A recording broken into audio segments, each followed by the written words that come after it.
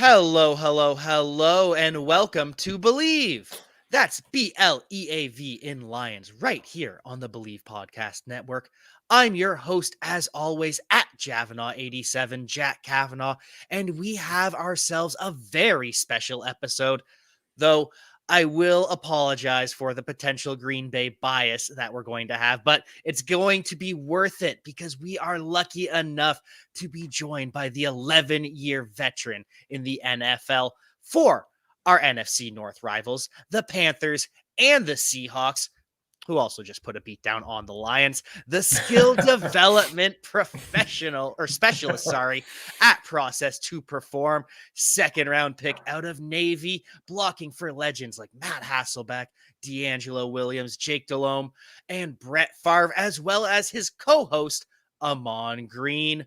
Welcome to the show, Pro Bowl left guard, Mike Wall. Jake, thanks for having me, man. Appreciate the time.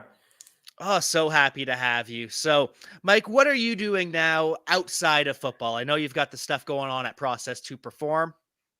Yeah, it's been great. So I really just work with athletes now, and I have a total athlete development platform, and that works with pros all the way down to preteens. We work in all different sports, confrontational sports, in particular things where it's going to be at some point in the game 1v1, me versus you. But we really work on that tool set that it takes to become elite, takes to become the best version of yourself. And for me, those three themes are mindset development, technical mastery, and ownership decisions, which are basically lifestyle choices in the best interest of future you. And I put athletes through a platform that I really think helps them build that tool set, create those routines, and develop those habits that are going to give them not only success in sport, but how that's going to carry on to the rest of their lives. That's awesome to hear. Just the complete package, because a lot of people just want to focus on the on field or whatever, on pitch, whatever your sport takes place on. But it's more than that. It's so much more than that. Yeah, it really is, Jack. And I was a skill development specialist after. Listen, I failed. I got actually benched playing the Detroit Lions. Tracy Stroggins had 3 sack fumbles on me in 2000. I was playing left tackle because I had no technique, and so I had to become a technical master in order to be successful in this league. I appreciated. I came out of the Naval Academy, which, while it was a fantastic school, was an option school. I had no idea what I was doing, and I had to have that component. I was a hard worker, but didn't really know I didn't have the tool set, and so I had to struggle through that. I had to struggle through getting benched, have my name run through the mud and everything. And when you find success and you want to hold on to that, you kind of figure out what the plan is, what the process is to be successful. I've been a skill development specialist in the NFL. I've worked with, and I still work with, professional athletes, really refining their technique, or improving that on-field performance. But what I've found is the lasting benefits of working not only the technical portion, but working above the shoulders, working on the cognitive and the emotional. I think that has a multiplier effect that we just really can't quantify yet. It's the final frontier in sports, being able to deal with how to prepare for games, how to enter into practice in the right mindset to be successful, understanding your internal, external cues, all of the things that really we kind of, as professionals, work into our routine over the course of decades. The faster we can upload that information and work on it at an earlier age, the more successful we're going to be.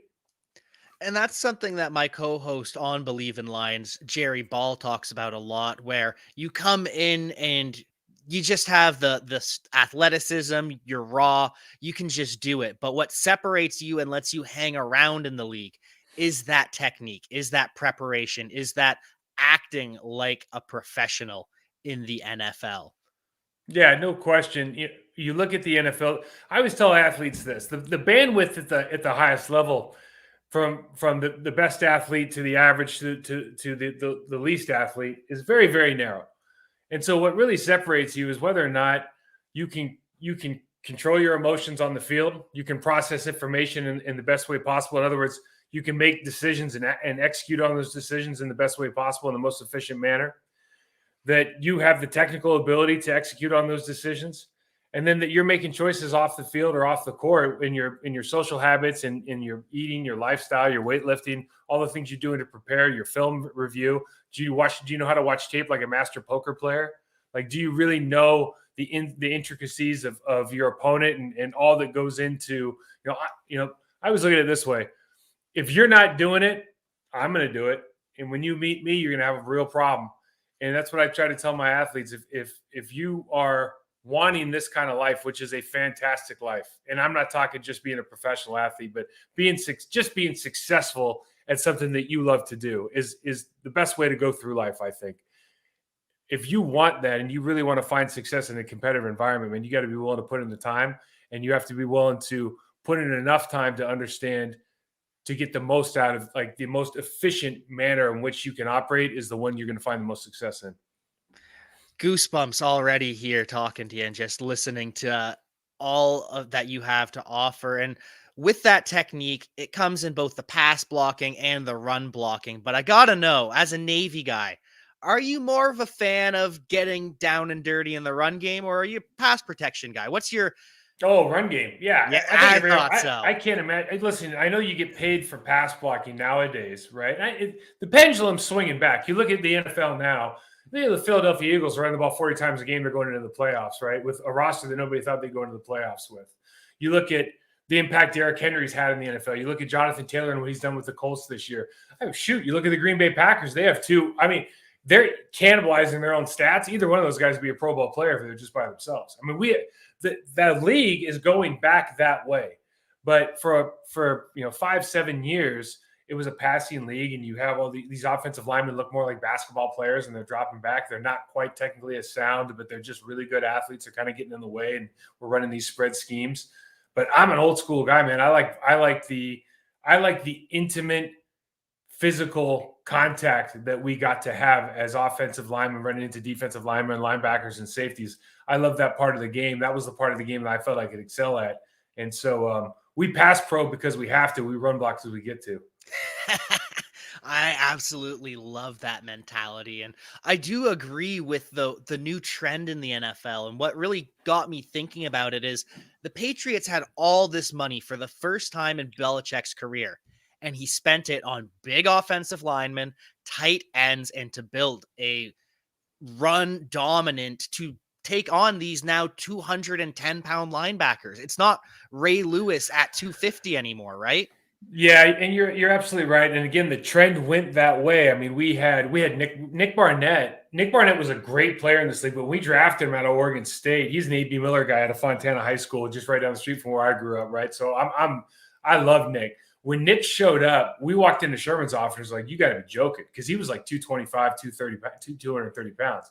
And we said, there is no way on God's green earth that this guy's going to hold up in the middle. Because back in the day, we had Nardo Harris, who was 250 pounds. Jeremiah Trotter's running around the league, right? We have these units that are ready to go. But the league changed. Thomas Davis came in. I remember when I was in Carolina, and even he had a phenomenal athlete. He's only running around about 230, 235. But you could play the sport at that level and play at a high level because of what we call now a tight end is not really a tight end. It's just a big wide receiver, right? But yeah, because they started spreading those guys out and you have that option, we need some better athletes. But really good coaches are understanding now, especially where the powerhouse football teams are in the NFL. You talk about the Packers, you talk about the Patriots, you talk about the Kansas City Chiefs, cold weather teams, outdoor teams. You have to have a running game that travels if you want to play in the playoffs and maintain the playoffs. It's just a fact of life. And so you're going to see that trend, I think, continue for at least a couple of years before, the NFL, Roger Goodell, make some more ridiculous rule changes in favor of the offense so we can spread the ball out even more. That it's coming at some point, because defenses are starting to adapt. It's starting to work. You're not seeing the 40 to 45 shootouts from the Rams in Kansas City anymore, but it will swing in the other direction eventually. But good coaches and good players can adapt. Like Matt LaFleur, what do Packers fans and former players think about LaFleur? Do they give him all the credit he deserves, or is there some reservation because he's working with Aaron Rodgers? I think probably both. If you're asking me, is he the best coach in the NFL? It's hard to say that at this stage. Certainly first of all, there's Belichick, but even you start to think about Andy Reid and all that, Harbaugh is one of the most. I don't know why Harbaugh doesn't get every year He's in top 3 for coach of the year. To me, the job he's done this year, even with the team that they're dealing with now, you think about all the injuries. So there's some really good coaches in the league. I think, and I'm not there every week, but as a former player and kind of seeing how Aaron Rodgers has not won a Super Bowl in like a decade, and then you see, this of all the years, you see how supremely talented he is and how much better he is than everybody else in the league. Yeah. I think we appreciate that Matt LaFleur has come in, and I don't want to say he revitalized his career, but whatever was happening with the McCarthy Aaron Rodgers relationship, whatever was happening with the play calling and kind of the staleness of not only the offense but just how the team kind of felt year in and year out. I think having a fresh set of eyes in there, somebody that's willing to not only have a new idea, a new way to run a system, but I think when you watch them, he has really allowed Aaron to flourish despite not having their healthy offensive line, despite playing against a lot of really, really good opponents, both indoors and in cold weather, being able to get rid of the ball, surrounding him with a system where the athlete, even though MVS, Marvin Valdez-Scantling, isn't a household name, Lazard's not a household name, those guys are killing it. They're absolutely killing it. And part of it's Aaron Rodgers. Part of those guys are holding themselves to a high expectation. Adam Stenavich, I'm rambling a little bit, but Adam Stenavich, the line coach for the Green Bay Packers, should be up for assistant coach of the year with the job he's done with the offensive line. And I think what happens is when you bring in a new staff, and LaFleur is a great head coach. I'm not ready to anoint him the best coach in the league, but he's a great head coach. When you bring in a new staff, you bring in an energetic staff, and you have a guy like Aaron Rodgers that has something to prove, I think what you see is everybody in the building raises their game because they're so excited about the opportunity. And that's what I think, if anything, he's really brought that to the Green Bay Packers. And it's just been, 3 13-win seasons in a row, man. This is fantastic. It's truly ridiculous. It literally never been repeated in NFL history. We've never seen this kind of success right away. And looks like Aaron Rodgers is heading to back-to-back MVPs as well. So you never played with Aaron Rodgers, but you did play with an MVP in Brett Favre. What does that award bring to a locker room, having that kind of elite talent in the locker room to build around? Yeah, I don't know if the award matters that much to the locker room, but having that level of talent, it does two things. One, it forces you to raise the standard of whatever you think your standard was. I think it forces you to raise your standard, or at least go about your business in a slightly different way.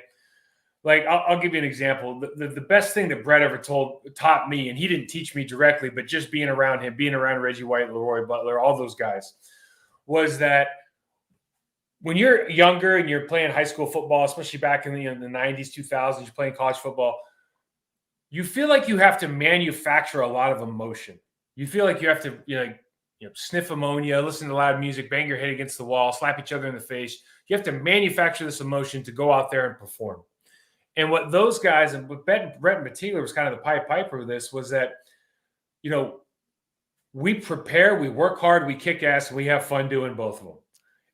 And you don't need to manufacture emotion. If you're good, you can just be good. And you can enjoy going out there and being good and beating everybody up and having a good time playing with your teammates that you work hard with.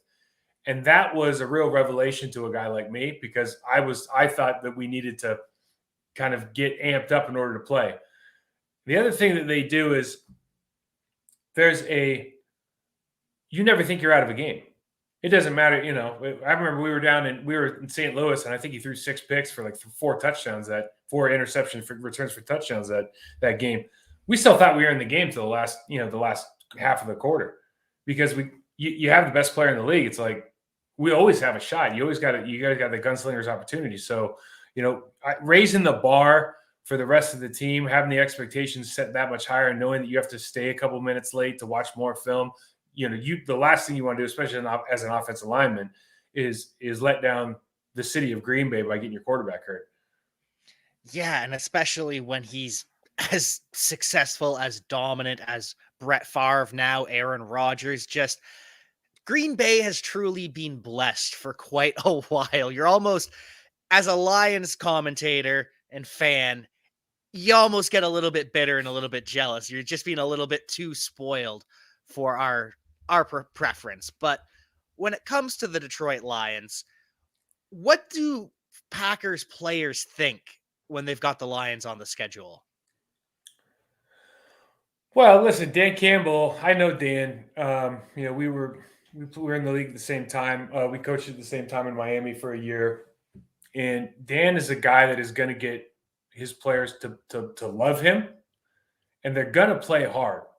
When he was the interim coach in Miami, the players wanted him to be the head coach. They absolutely loved him. Now, there's a point where the emotion kind of wears off and you got to learn how to play ball and be technical masters and understand how the film sessions and kind of get your really high sporting intelligence and football IQ. That part of it, I think, is something I'm sure he's learned from being with Sean Payton and whatnot. But they're going to play hard, and it's not an easy out. And I don't think that your team has a great amount of talent at this stage by any means.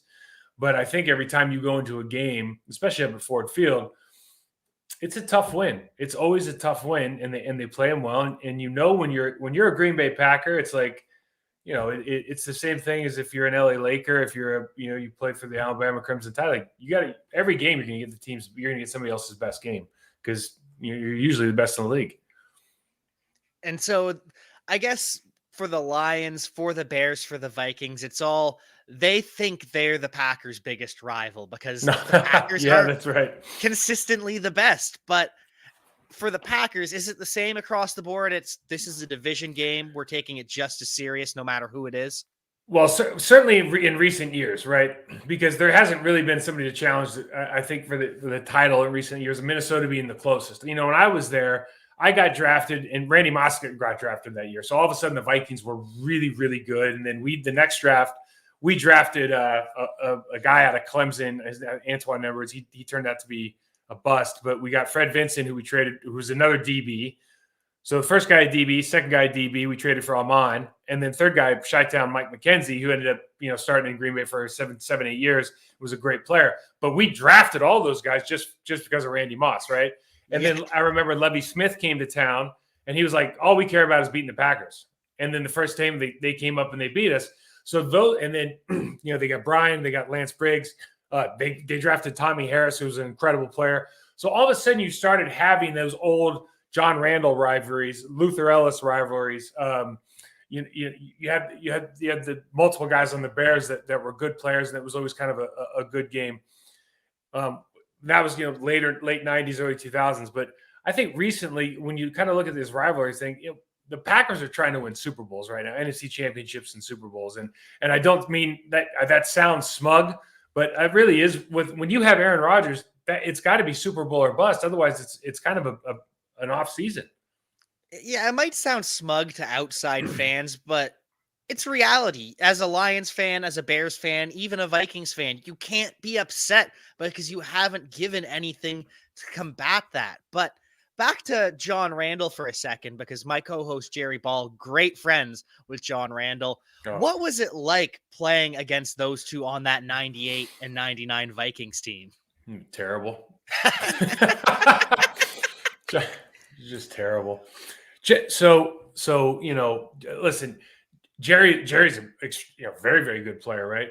But John Randall was the best defensive tackle in the league. Yeah. And he knew it, and he was going to let you know it. And I remember my first game, I was playing left guard.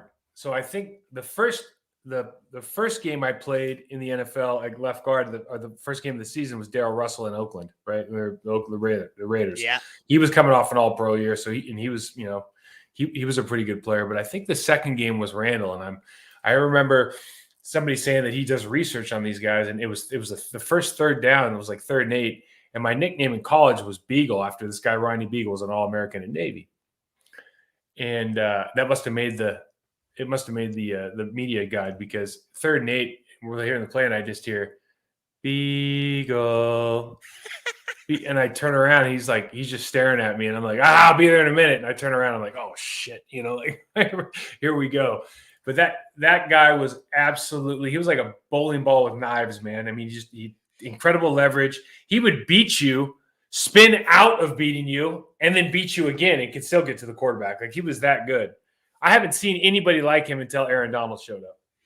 Yeah, that's kind of what Jerry and I have talked about, is just Aaron Donald is just class of his own. John Yeah. Randall, class of his own. They do it a little bit differently though. Aaron Donald, he's fiery, but he doesn't have he's not looking up who your girlfriend or your mom's name is and using that to psych you out during a game like John Yeah, Randall he's got would. that, like, but he's got that boardroom neck that kind of just goes straight down to his shoulders, right? So he's got that. He's walking around that boardroom neck, so the intimidation is there. He doesn't have to say a word. Oh John was a yeah. great time, and you got to remember the times are different. Like, John's like sack celebrations were. I mean, even we didn't. Of course, we don't like to see him, but yeah, he was a character. And Aaron Donald's, for my money, Aaron Donald's the best defensive tackle I think I've ever seen.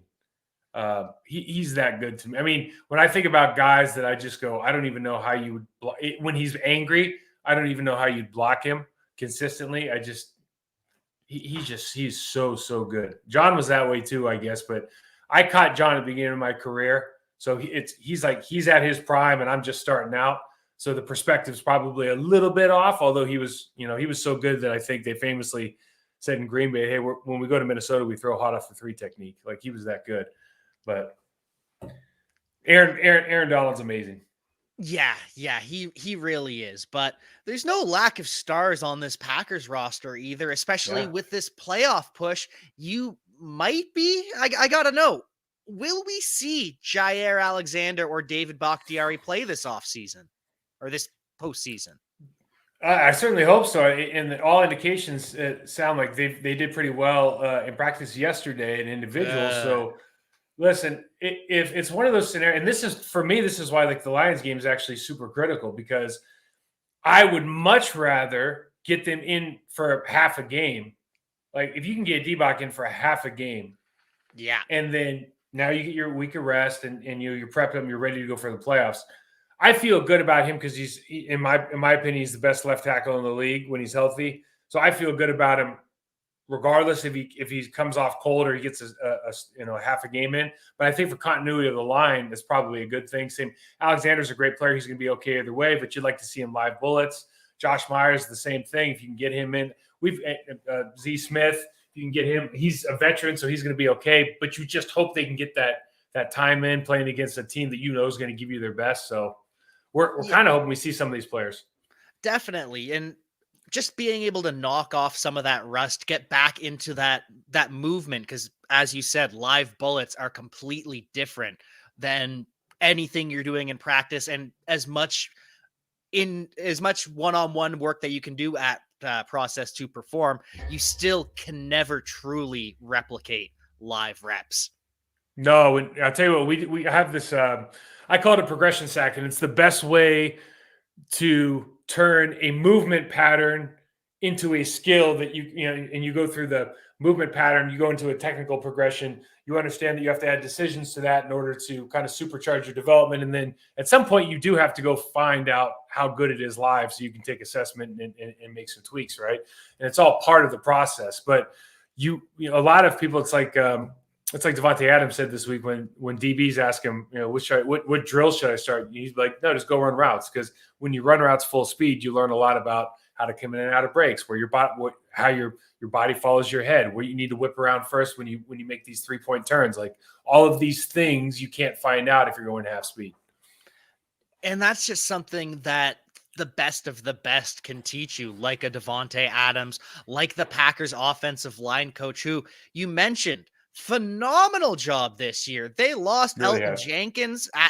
I think Elton Jenkins could be an all-pro at all 5 offensive line positions. He's a star. You lose him, you lose Josh Myers, you lose Billy Turner for a while as well. So now you look at the line: Josh Nijman, John Runyon, Lucas Patrick, the rookie Royce Newman, and Dennis Kelly. And none of them are household names, but they're still performing at such a high level. Yeah, How? well, there's a couple of things. One, the quarterback makes a big difference. They've schemed the way that, so really good teams and this doesn't happen in every club.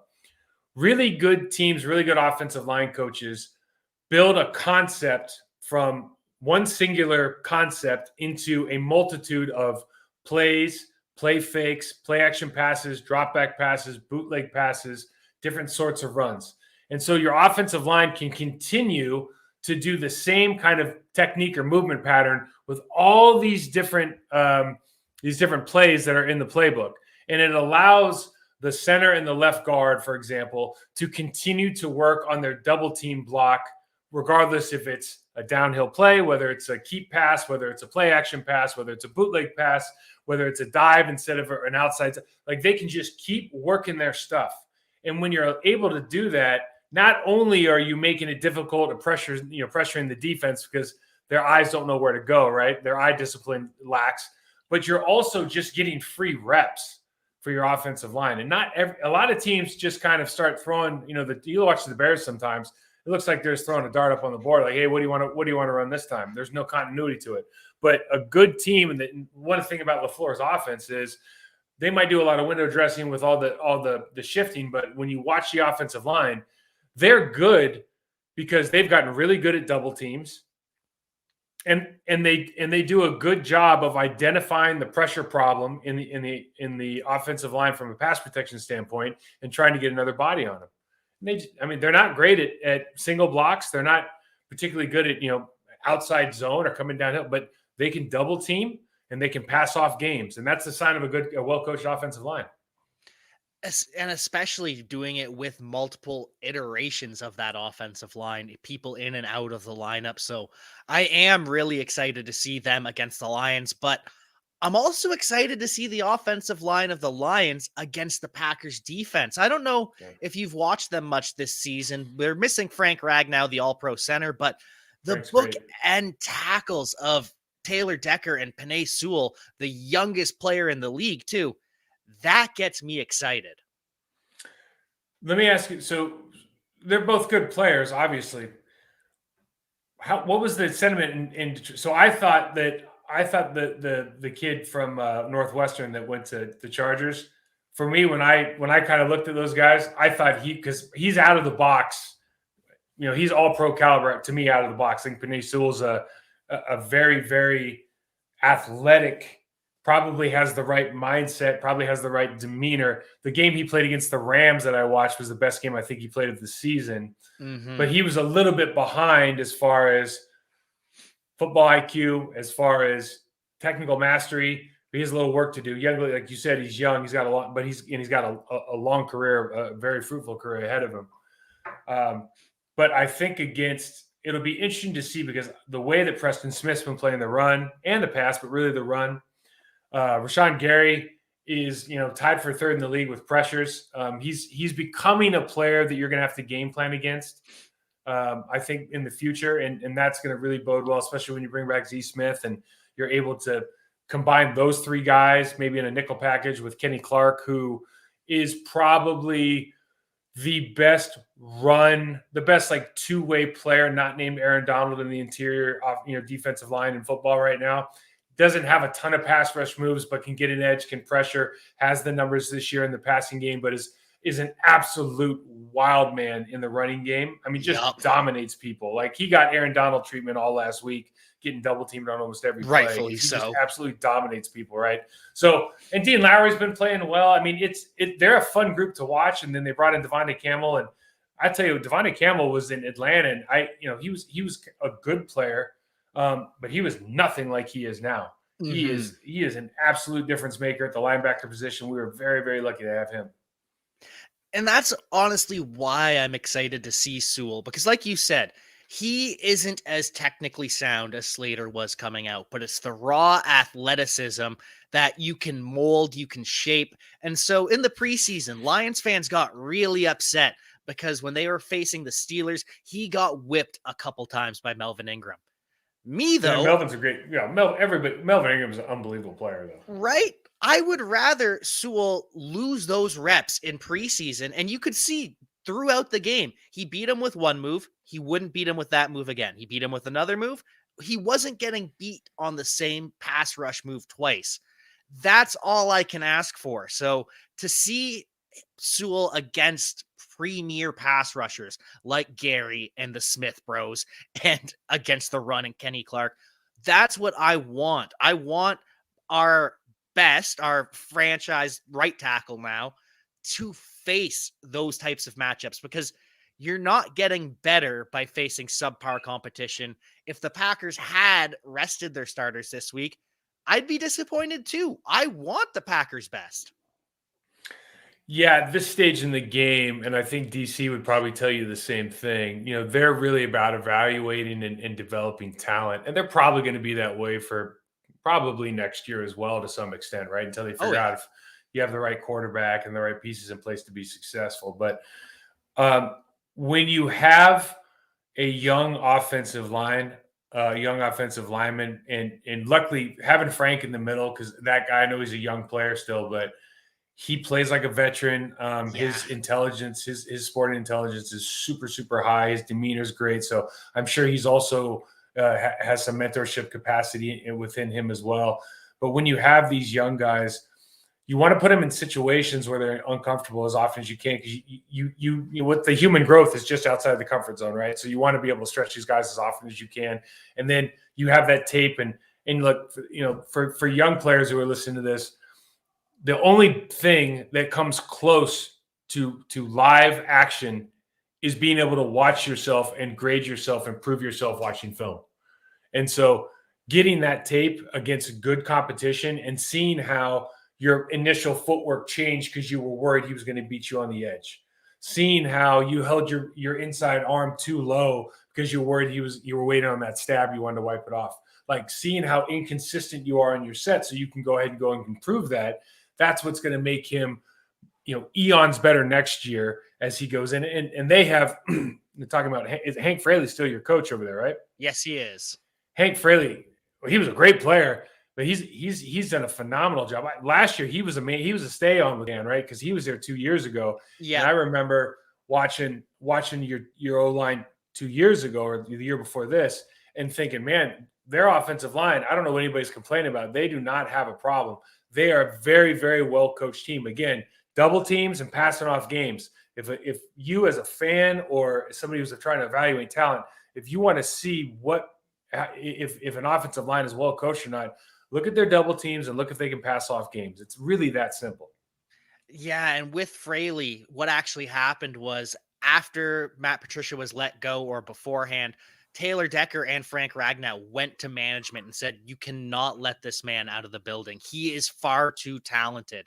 Yeah. And one thing that the Lions under Dan Campbell have really done is a lot of the coaches are former players able to relate better to the player and teaching technique because they can say, "I've been there, I've done that."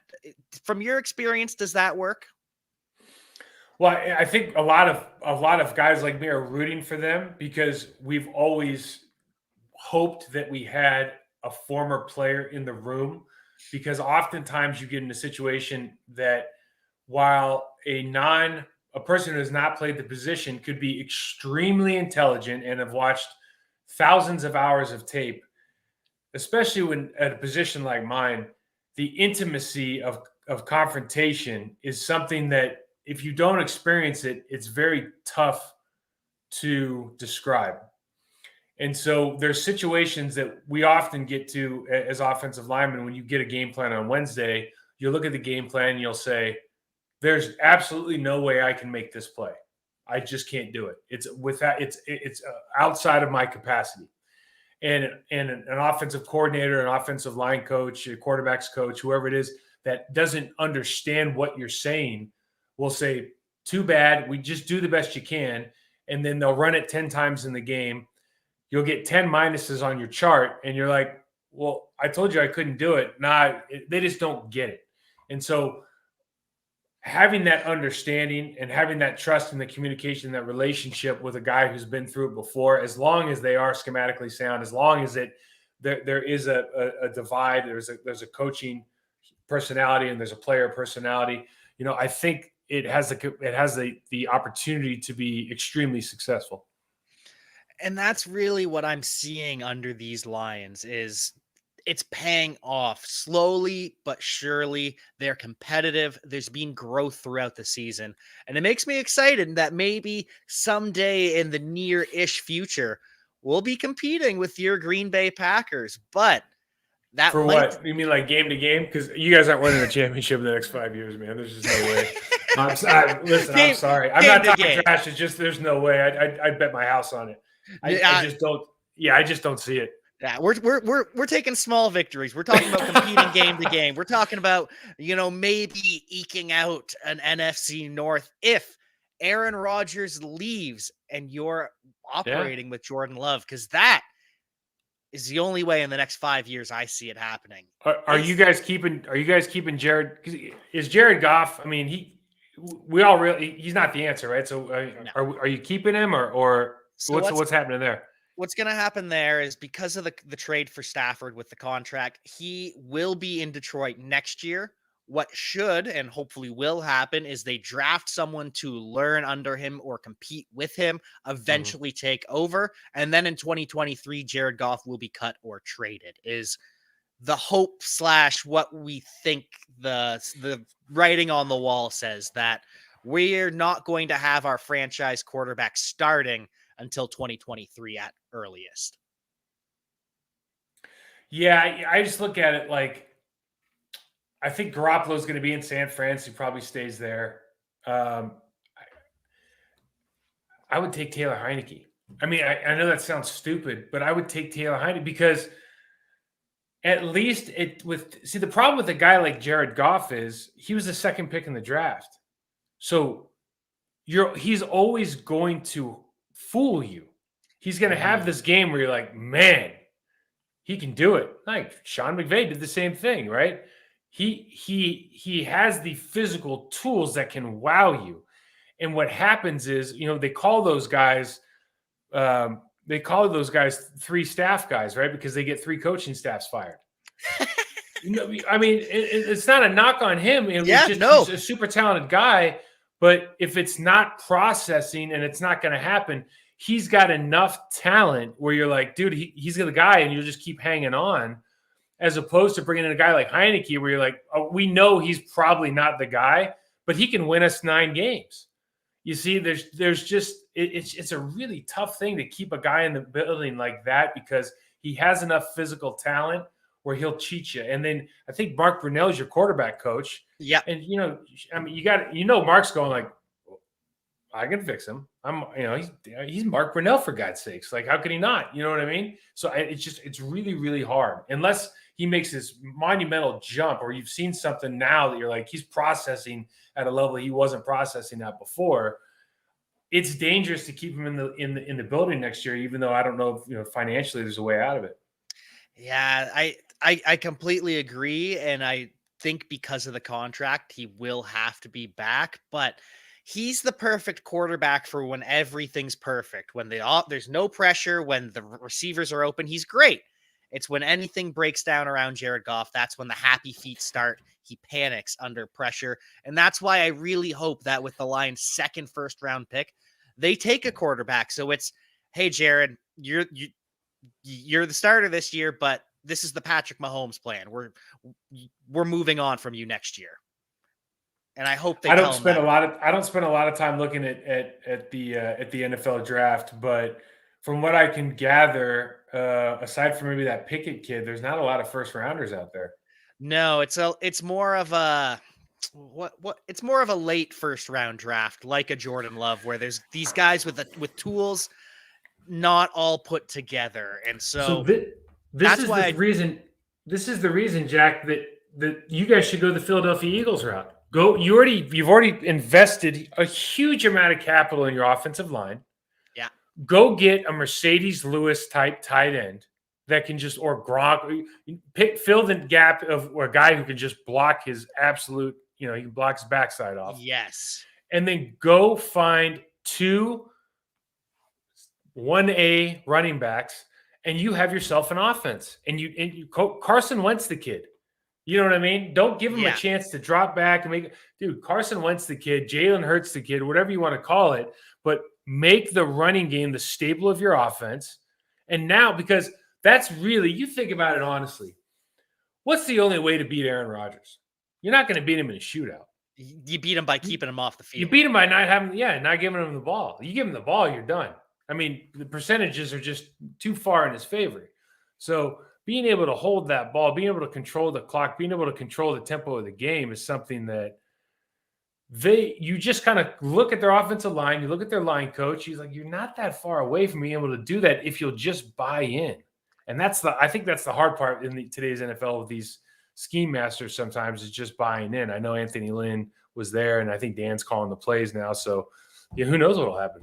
Yeah, I do think Dan wants to buy in, and that's what happened with Anthony Lynn. They weren't downhill enough. They weren't running it enough. Dan Campbell takes over, and they see a big jump in rushing attempts. Even when DeAndre Swift is hurt, go to Jamal Williams, who I know you had him in Green Bay. He's been a light to this locker room, the kind of culture setter that the Lions need. They need that attitude, the fun and relaxed, but also the business. We're going to grind it out. I'm going to run you over for 4 yards of carry.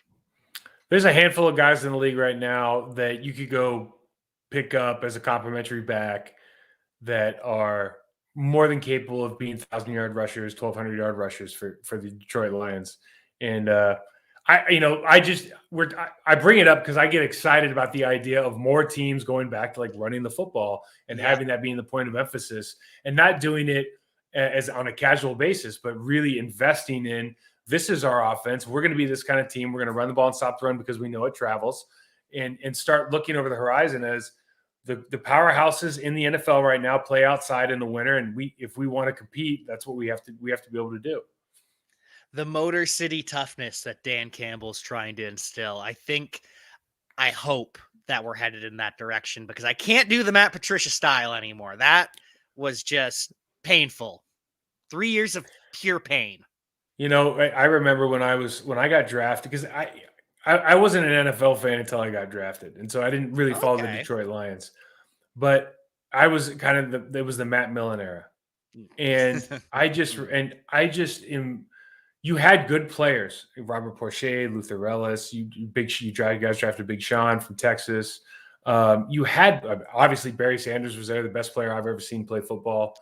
But Calvin Johnson, we can go on. But the point is, you just start going, well, at what point is we stop looking at the Matt Millen being hired, Matt Patricia, all these names that continually are, abysmal in Detroit. At some point, it's got to be maybe the owner should think about relinquishing some decision-making responsibility to somebody else. I mean, it's just absurd.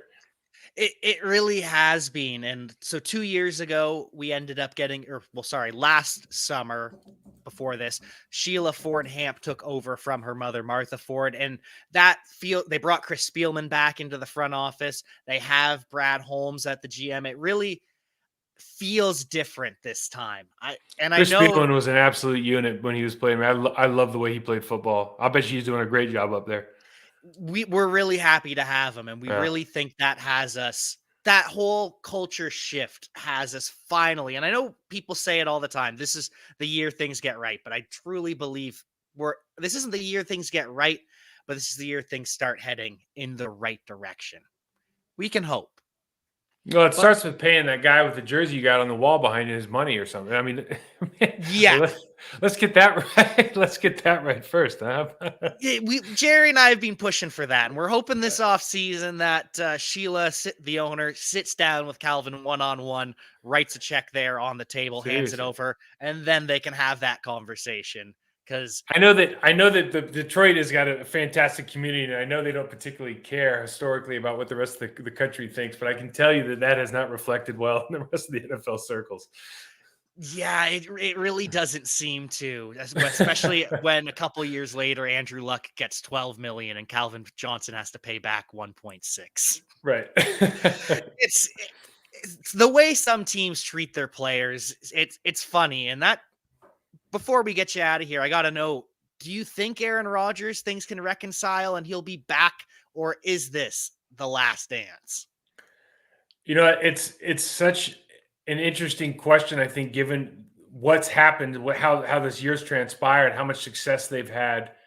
He's going to win his second MVP in a row. They seem to have the pieces in place to have a championship team. And if Aaron feels like he has to go prove it, I mean, why would Aaron Rodgers feel like he has to go prove it somewhere else? And people keep saying, well, everyone sees Tom Brady and Russell Wilson sees Tom Brady and Aaron Rodgers sees Tom Brady. Russell Wilson and Aaron Rodgers were not playing under Bill Belichick. And Bill Belichick is like a hero of mine.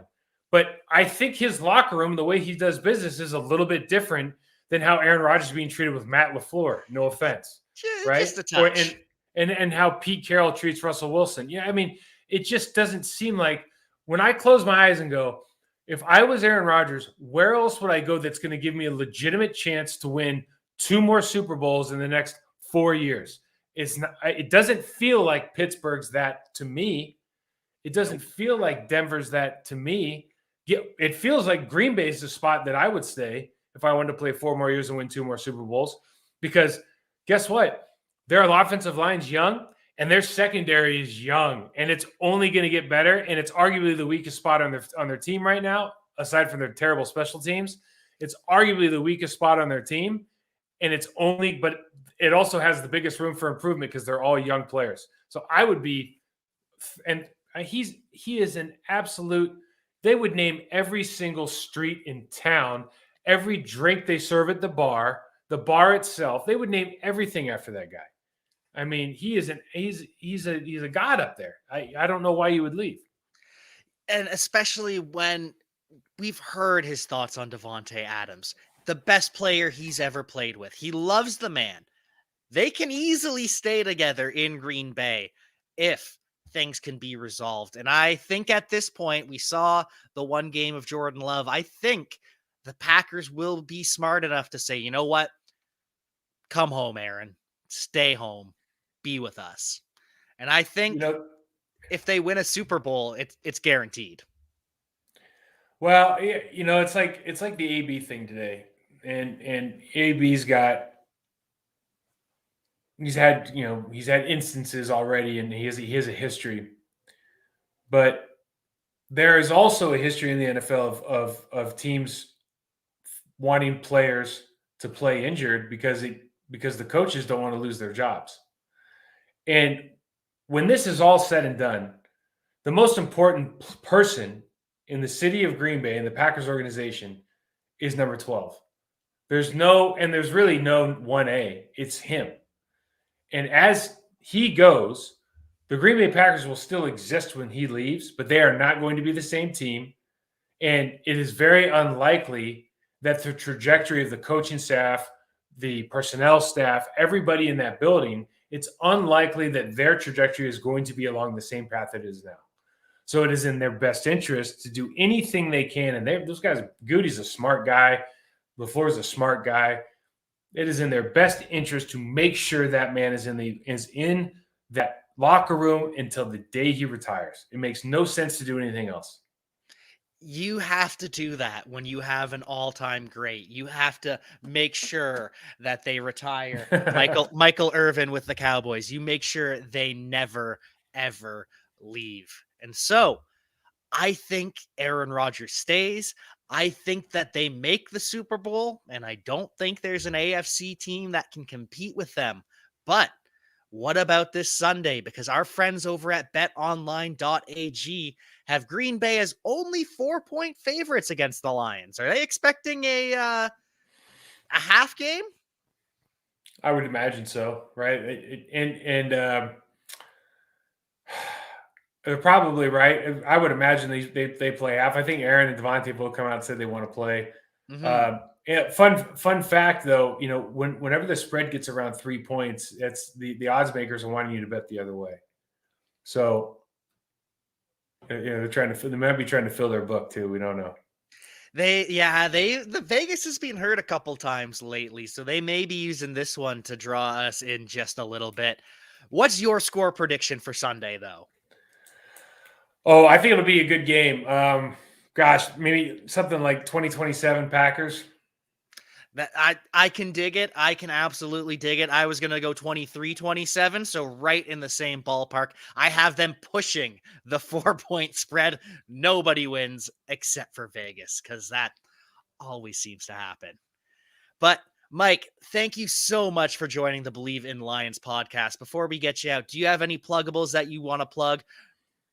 Yeah, just if you want to follow me, we talk player development, Packers football, and any other nonsense that comes along those two lines. So follow me at MikeWall68, a process to perform on Instagram.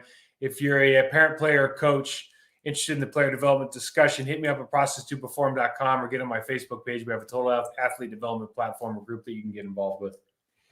And if you listen to this whole podcast, you're going to want to get involved with Mike, because the knowledge he's been dropping, not only on field, but off field as well, is truly invaluable to young and old athletes, just anyone involved. So thank you very much for tuning in. And until next week, we will see you next time.